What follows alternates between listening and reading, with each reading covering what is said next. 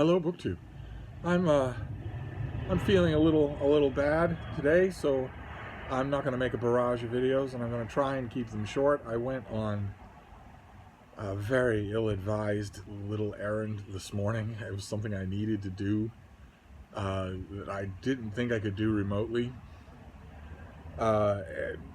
and I probably could have done it remotely. I probably should have explored that a lot more. But while I was on this errand, I was in striking distance of a few charity shops, a few thrift shops.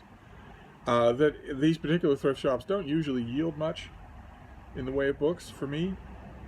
But I had a few minutes, and I thought I'd see what they had to offer. Two of them, and combined, they do make a book haul. They do. It's not full of quite the number of gems that a Brattle book haul would do, and there is some duplication here. That some of it was intentional because this was like 25 cents, 50 cents a piece, and duplication is always good. So that if one of you hears me talk about something and says, "I'd really like that," I can just pop it in an envelope and fire it off. I don't have to wait to get a double. So by all means, if that happens in this video, you just sing out.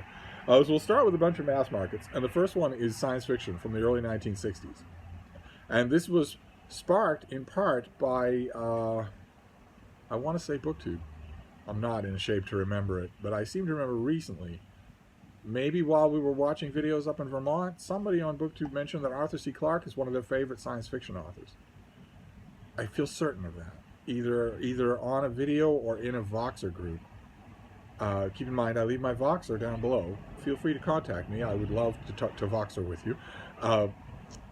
But one way or another, I saw that comment. I've seen that comment many times in one form or another in my 28 years, and it always gives me a little pang of regret, because Arthur C. Clarke's fiction has never done anything for me. Never. Even a relatively Stevian classic like The 9 Billion Names of God only works because of its kicker final two paragraphs. That's all. It doesn't, for me, work in any other way. I look at the rest of his stuff, 2001, A Space Odyssey, Childhood's End, Rendezvous with Rama, and just sits there on the page for me. It just doesn't do anything for me. It's not gerontophobia, because all of Clarke's direct peers in science fiction and fantasy, most of them I love.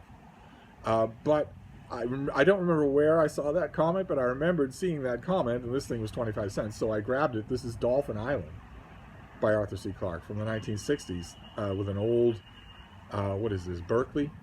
An old Berkeley cover. This thing has seen better days. It's probably been read and loved by people who like Clarke more than I do. I remember this. I read it with a different cover. It's about a young boy. That's him. You can barely make him out there in the crease of the cover. A young boy who, through a series of only barely, there's barely any science fiction in this, but when you finally get to the main meat of the story, has precious little science fiction in it. It's about a boy who gets to know dolphins, who comes to know them as people, the people of the sea, and that was revolutionary in the 1960s. It's not, I would hope, quite so revolutionary now. The strictures on whether or not humans are the only animals that have society, memory, culture, teaching, familial bonds, extended families, that sort of thing. I'm hoping those strictures have largely loosened in the 21st century. But one way or another, they were fairly new when this book was done. And I remember kind of liking it as a boy's own adventure. There's a well-described hurricane, for instance. But I haven't read it in a long time. I'm not going to say that I haven't read it since it came out, because that would clearly be impossible. But it's been a long time. So I'll give Dolphin Island another try. This paperback, I think, has one more read left in it. And I confess it's going to be kind of neat to read this thinking about the beautiful summer days on which some maybe 16-year-old boy read it half a century ago. That's going to be kind of neat. I know that Clarke, I almost said Asimov, he's the same way. He just doesn't do anything for me. But it's not gerontophobia. I swear. Alfred Bester, I absolutely love. Ray Bradbury, I mostly love. But I'll give it a try, and I'll see if it ignites any more interest in Arthur Clarke's writing. I don't know. Then we have two romance novels, and they aren't just two romance novels. There are two Paul Marin romance novels. If you want a romance novel to really go that extra mile, you will look for Paul Marin and his unmistakable cheekbones. This is Lisa Kleypas. This is Devil's Daughter, where two of her series, her ongoing series, sort of overlap. That is the front cover, but the step back has our hero and heroine. And even though his face is 3/4 turned, there is no mistaking that that is Paul Marin. And that gives this the seal of approval. This is, although beautiful young widow Phoebe, Lady Clare, has never met West Ravenel. It's those are the two series here, the Wallflower Widows and the Ravenels. She knows one thing for certain. He's a mean, rotten bully. Back in boarding school, he made her late husband's life a misery, and she'll never forgive him for it. Bet she will. But when Phoebe... Perhaps the Queen is in town. But when Phoebe attends a family wedding, she encounters a dashing and impossibly charming stranger who sends fire and ice jolt of attraction through her. I once felt that when I saw Deb. My Deb, not Mark Richardson's Deb. But it turned out to be dysentery. And then he introduces himself as none other than West Ravenel. So, will opposites attract? I think we'd be hard-pressed to justify the genre of romance if opposites did not attract. And then the next thing is an anthology volume called Rescue Me. It's got Sherry Adair, whose work I know, Laura Lee, I think I've read a Laura Lee, and Cindy Gerard. And these are contemporary, sort of thrillery type romances. Not usually my cup of tea, but we've got another Paul Marin cover. And you don't say no to a Paul Marin cover. So we have two romances. This next batch of books, you could say, was inspired by Mark Richardson of Richardson Reads. In case those of you are new to the channel, I had a young teenager look at my analytics yesterday. He insisted. He was really curious, wanted to see. I said, I don't ever look at my analytics. I don't care about them at all. All I care about is making fun of Wilson and picking fights with Brian at Bookish. And he said, no, dude, I want to see them. I want to see your analytics. And he looked at them and said that I have new people, that new people are showing up at this channel all the time. And he's fairly certain that the number is off. He says that the number that YouTube does is off, and that the number is always higher, which actually mirrors things that I've heard from other YouTubers, not booktubers, I don't think. But I have a few friends who are YouTubers, and they say the numbers are always low. Keep in mind, you are reaching a bigger audience than your numbers say. So, if there are new people to the channel, hello, first of all, that's me, and that's my little dog, Frida. Perhaps the Queen is in town. That's my background noise. It's practically another character on this channel. And we recently spent 2 weeks in Vermont at Mark Richardson's house, his 190-year-old house. And boy, oh boy, you walk around in a 190-year-old house for a little while, you come back to this building that I'm in is 103 years old. You really feel the difference. It feels flimsy. You feel like you want to go on tiptoe along because the floorboards aren't made of 4-inch oak. But one way or another, while I was up there, of course, Mark and I talked endlessly about books of all kinds. And a lot of that, a lot of you youngins will be very encouraged to know a lot of that revolved around ebooks, which is nice, right? That you can, in fact, teach a couple of old dogs new tricks. And it was interesting for me, conversations like that with another bookish person, a thoroughly bookish person, are always interesting for me because you have, if you've been reading your whole life, you have red lines, right? You have things where no matter what that person says, they're not going to be able to change your mind about X author or Y type of book. But if you're staying open-minded, and at 28, I am, of course, open-minded, and that other person is passionate about some things will start to push boundaries. They should. They absolutely should. So we were having those bookish conversations, and naturally the residue was in my mind when I was looking at books. So the first one isn't that much.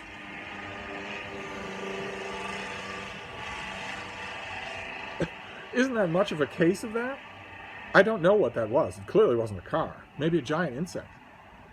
The first one isn't so much a case of that because this is an author that I really like and could stand to like much more. I don't like him as much as Mark does, but I've never dismissed him. In fact, the closest that I come to dismissing him are the two books that he's best known for, which tends to be the way. But this is Narcissus and Goldman. by Hermann Hesse. And this is these old Bantam white mass market paperbacks that are so distinctive.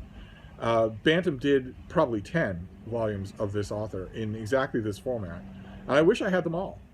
They not only did 10 of these, but once upon a time, one season in the bookstores, there was a box set of these. What I wouldn't give to find that box set out in the wild, as Jason Harrigan puts it, or even more of these. But this is in perfect condition. It's like the day that it was made, even though it's 40 or 50 years old.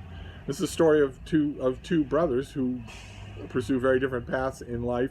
It's a historical novel, but it's light on the historical novel, and it, like this and Magister Ludi, has his masterpieces, not Siddhartha and not Steppenwolf. And in both cases, this and the Glass Bead Game, in both cases, I found myself reading these translations. I shouldn't blacken the name of the person without Ursule Milarno is the name of the translator. Ursule Molinaro is the translator here. And in both cases, when I read this and Magister Ludi, I really felt like I was not getting the whole book. I had the real strong feeling all through Magister Ludi, and in the one absolutely marquee set piece scene in this book, in both cases I got the feeling that a different translation would give me a drastically different reading experience. And yet, in all this time, the only novel of this author that I have read in German is a tiny little thing, K-N-U-L-P. A tiny little thing, a dashed off, not even a novella, it's really a short story, that also came out. Bantam also brought out a copy of it in exactly this format, a tiny little thing. And I don't think I got the right one, because the reading experience was virtually the same. It's a thin little Sorrows of Young Werther type thing. Whereas Magister Ludi and Narcissus and Goldman, I have a feeling that the reading experience would be very different in German. I've just never done it. And I'd love to see somebody pull out all the bells and whistles and do a gigantic new translation project of all of this author. It does happen. I mean, we're what, on our fourth gigantic new translation project of Proust? Surely we could spare a translator to do these, especially since Siddhartha is still taught in every school in the country. Anyway, that was sort of quasi-inspired by Mark Richardson, because he's a big fan, and I haven't read this book in a long time. And then these next three are a trilogy, and they were directly inspired by Mark, because Mark, if you follow his Instagram, he has been dipping his toe back in the world of Dragonlance novels, and seeing what there is to see. You know, not the first person to admit that they're not Lord Dunsany. They're not absolutely brilliant material. We were having a conversation up in Vermont where you go from a book like your average Dragonlance novel to somebody who actually knows what they're doing. You can feel the change in altitude right away, and that's not snooty. That's not snobbery at all. That's just you paying due attention to a greater mastery of the English language. And again, you have red lines, right? When you're talking to another reader, you have red lines. And a red line that I'm fairly certain I'm not going to cross is to read any Dragonlance or Forgotten Realms books. Mark characterized them the way, just a week ago, the way I've had people characterize them to me for 40 years, which is that they are essentially written out D&D campaigns.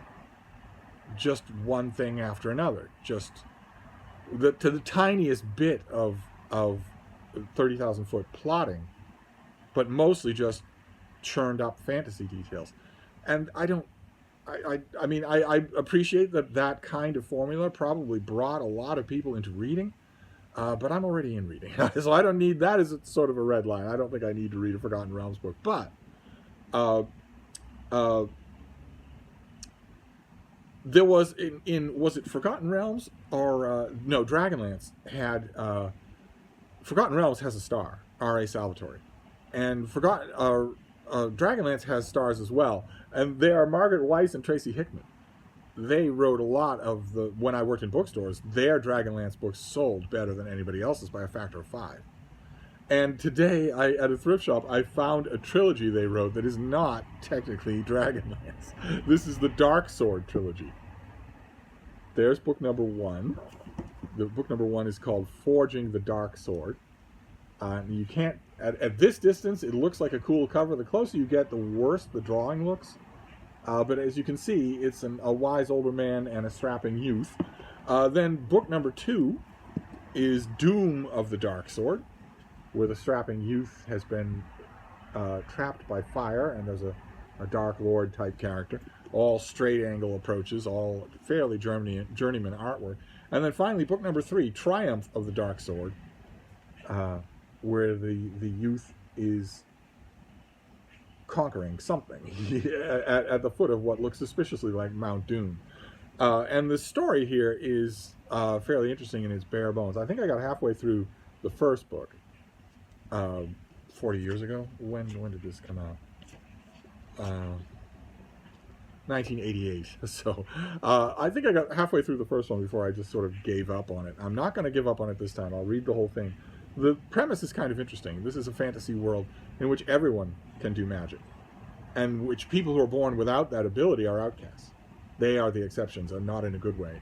And our main character, the boy, the strapping young man, is one of those people who's born without magic and is cast out into a society of sort of primitive medieval scientists, where he can kind of sort of make his home, and where they are engaged in forging something called the Dark Sword, which nullifies magic in its vicinity and has therefore the potential to change the world. And you just know that the boy is going to grow up to be a man and have a connection with the Dark Sword. And I'm sure I had so many customers tell me that this trilogy was fantastic, that they just loved it. That, in fact, again, as I mentioned, it got them into reading. So when I saw the whole thing there for 25 cents a piece, I just grabbed it, and I will make time for it before the end of the year. Then this next one is a duplicate. I wasn't sure, and when you see something like this for 75 cents, you don't pass it up if you're not sure, because you'll kick yourself forever if you do. This is a Norton Critical Edition. We've talked about those on this channel before. The Norton Critical Editions have the text at the beginning, and then text about the text in the back. Essays, criticism, historical groundings for whatever the author used, all that sort of thing. They're invaluable for schools. They're also invaluable for just general lay readers, because you get a really good, scrupulously curated version of the main text, and then you get a whole bunch of context for it. They're worth the money. They really are. And I don't just say that because I'm adorning some of them lately. There's been a little rash of Steve sightings on Norton Critical Editions. Who knew? The new Norton Critical, the very first ever Norton Critical Edition of The Tale of Genji, has me, my blurb on the back. The Norton Critical Edition of Crime and Punishment has me, my blurb on the back. The Norton Critical Edition of The Art of War by Sun Tzu has me on the back. And the Norton Critical Edition of the New Testament, the King James New Testament, has me on the back. So I've been told. I've seen pictures. People have taken pictures. I haven't. It's expensive. It's $40, so I haven't yet done it. I have had a number of you email me and say, "Wait, won't you spend $200 at the drop of a hat on a new computer, but you won't spend $40 on a book with your name on it?" I know. I have a thing about buying technology. The grass is always greener on the next iPad update. But one way or another, I am a big fan of Norton Critical Editions. I absolutely love them. So I saw this one. It's beautiful, so I grabbed it. This is the Norton Critical Edition of Paradise Lost. And Godfrey Teskey is the annotator, the all-important annotator. So you get Paradise Lost with minimal but very helpful notes at the bottom of every page, sometimes more than others. And then you get a vast amount of critical stuff at the back. Not only biblical books of the New Testament, but also essays by everybody. Stanley Fish, of course, is in here, C.S. Lewis, a whole bunch of other people. And I wasn't going to pass this up. I really like this era of Norton Critical Editions, this design with the frame like that. I really, really like that. They don't do this anymore. They have updated. And this is the update. It's, oh no, the sheet fell down. Oh no, right when we were talking about God. Well, anyway, this is the new one, which I got from Norton. And it's the same thing. It's Gordon Teskey. It's just, I don't know if you're going to be able to make it out now that we've lost our lighting there. But this doesn't have the frame. So these are the same thing. I couldn't pass it up. We only have a few more books to go, and I don't want to. Can we put a pillow there, maybe? Maybe we can do that, baby. If I put a pillow there, will that help at all? No? I'm just going to pile pillows on top of the beam. Oh, no? No? Not really, no. No, it's all coming from up above. It's coming from up there. I'm not going to do that, am I? No. Okay, well, we'll just ignore it. Yeah, there's no way. All right. Well, it's heavenly, Steve, that for you. I can't think of any way to fix this. I'm too tired to do this again, so we're just gonna plow through. You're not here to see my face, anyway. And the bean is now under a pile of pillows, and she doesn't want to be. Hi, baby. I put pillows up there to try and mitigate things, but it didn't help any. We'll just push on. Just 5 more minutes of your time. Let's see here. Okay, this next one is Thomas Kunkel. It's a biography of Harold Ross, the founder of the New Yorker back in 1925.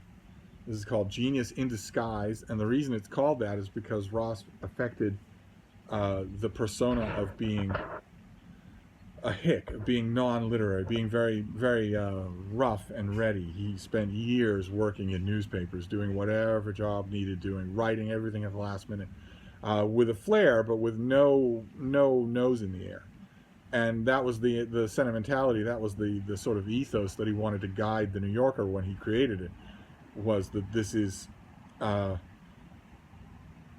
direct, that it's not for rarefied intellectuals, that it's for ordinary people, and speaks about their world. It really didn't. Ross was full of sheep dip, so I mean, the motto of the whole magazine is Eustace Tilley, who is exactly the thing that Ross says he's not writing for. And he wasn't. It's very, very Algonquin type humor. It is very rarefied. It's very, very sly and cutting and acid. And Ross was really good at it. He wasn't good at creating any of that himself, but the stable of his original writers is unbelievable. You just Google the Algonquin Round Table, and you'll see the people that he managed to draw in to the New Yorker. A lot of people have come up with a lot of falderall about him in the 100 years since the New Yorker started, mostly saying that such a disparate group of talents, of writers, and such a particular tone of execution couldn't have been done by anyone but someone like Harold Ross. That is not true. That is absolutely not true. There were a number of people in Manhattan alone that could easily have handled getting the New Yorker launched and making a success, and a lot of them wanted the job.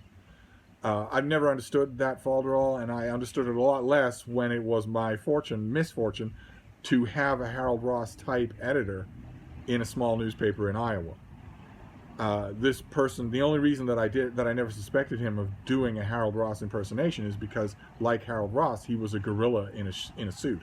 He had no knowledge that the New Yorker existed, much less that Harold Ross existed. And I can tell you, there is no particular magic. James Thurber and a whole bunch of other snake oil salesmen have just wasted no amount of ink in saying there was a certain amount of magic that Ross brought to the New Yorker stable, to the New Yorker mind frame. I can tell you from first-hand experience, there's no magic. That's all hindsight. They're just an impediment to work with. These kinds of anti-intellectual, you're a writer and I hold them in contempt, but I'm still making my living off them. These type of gorillas in suits are no fun to work for. They don't bring any magic to the world at all. They only make things harder. It was happenstance and that enormous original stable of talent for the New Yorker that made it work, not Harold Ross. So I think I read this book when it first came out. I shouldn't make quizzical facial gestures because you can't see them. This came out in 1995. I'm pretty sure that I read it then, but I haven't read it since, and it was 50 cents. So I grabbed it. Then the next one is a great brick of a thing. It'll need some cleaning up. It's in pretty rough shape. And it also is an echo of Vermont. This is And Ladies of the Club by Helen Hoover Santmeyer, and this is our author. Look at that. Look at her beetling away. Look at the size of that book compared to that tiny little old lady. And this is the story. You saw me get a paperback, a mass market paperback of this up in Vermont. Obviously, this one's had a best-selling sticker there. Somebody put a cup on it there. I'll have to clean it up a little. This is an immense novel that Helen Hoover Santmeyer wrote when she was that age. And she wrote it when she was late in life. And it became a runaway hit. It became a surprise bestseller. And she became the hero of late blossoming writers everywhere. And it's just the generational story of the ladies at one particular Waynesboro Ladies Club and the passions of their life and the way those passions change over time. Deceptively simple idea. There weren't two writers working at the time when she wrote this. This was in 1990, I think. Oh, it has a Museum of Fine Arts Boston bookmark. I think this was in 1990 that this came out and stunned the whole world. 1982. When she wrote this in 1982, there weren't 3 or 4 writers left in the country who could write a book like this. It's actually wonderful. Stately and very smart. It's totally forgotten now. I'm sure that Ladies of the Club is out of print, and it will probably stay out of print. That's a terrible shame, but I got a mass market paperback of this that is sitting on my shelf up in Vermont, but I saw the hardcover here for, I think this was 75 cents. So I grabbed it, just so I'll have it in both locations. This next one is also a duplicate. It's for the gays. You're going to have something for the gays, if Paul Marin isn't enough. And this is a book that I've praised on this channel before. I absolutely love it. It's by Mark Merlis, and it's called An Arrow's Flight. And it is the story of the Iliad, and it's satellite dramas, including in Euripides and Sophocles, updated for the present day. So the Greek ships are aircraft carriers, and updated to present sensibilities. I think this came out in the 90s, 1998. In which Neoptolemus, the son of Achilles, who prophecy says he is needed for the war to be won by the Greeks. Once again, the background noise.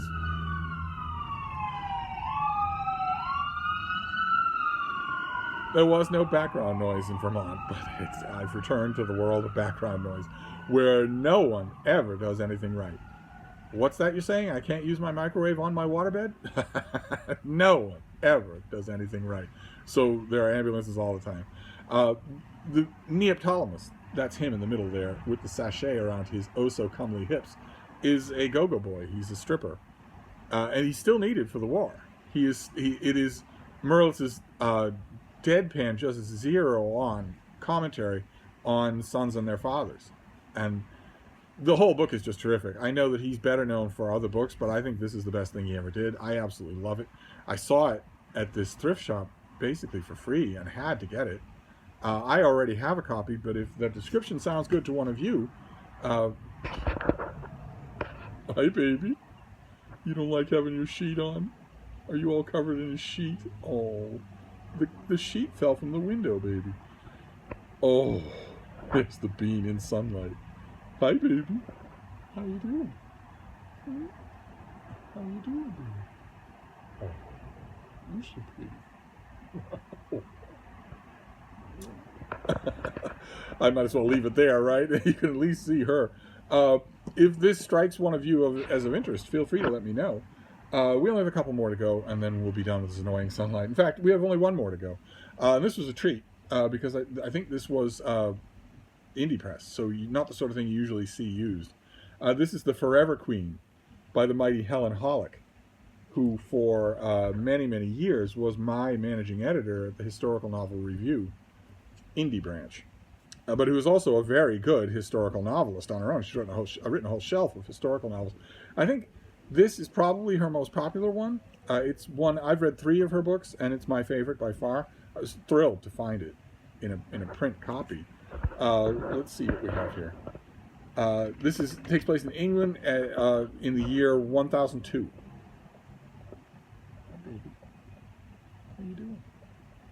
I'm talking to my imaginary friends. I will put your curtain up. Not only is Ethelred a failure as a king, but his young bride, Emma of Normandy... Oh, well, there's no chance any of you are listening to me now. Hi, baby. What you doing? Huh? What are you doing? Oh. Hope that's the thumbnail. You won't know what you're looking at. Do you want to come down? Is that what you want to do? Did I not leave you an avenue to get down? Here, come on. There you go. You can do it. There you go. Oh, what an adventure this video has been. Let's just finish with this one, and then we'll be done. His young bride, Emma of Normandy, soon discovers he's even worse as a husband. This is Ethelred, the Unready. When the Danish Vikings, led by Svein Forkbeard and his son Knut, cause a maelstrom of chaos, Emma, as queen, must take control of the kingdom, if the kingdom and her crown are to be salvaged. Smarter than history remembers, and stronger than the foreign invaders who threatened England's shores, Emma risked everything on a gamble that could either fulfill her ambitions and dreams, or destroy her completely. Emma, the Queen of Saxon England, comes to life through the exquisite writing of Helen Holick, who shows in this epic tale how one of the most compelling and vivid heroines in English history stood tall through the turbulent 50-year reign of proud determination, tragic despair, and triumph over treachery. And it's not complete triumph, because, of course, Canute becomes king of England, and little known fact, a little remembered, Forkbeard also becomes king of England. England has in its roster of kings a guy named Forkbeard, who was just about as cool gets, and who would have ruled for 20 years if he hadn't died abruptly. This is a nice, big, generous historical novel about an era and a figure that aren't usually covered in historical novels. I'm happy to find it, especially since I know already that I like it. I've already read it. I just never dreamed that I would have a copy or find one in a used bookstore. I'd love to know the life story of this book. How did it get to the thrift shop where I found it?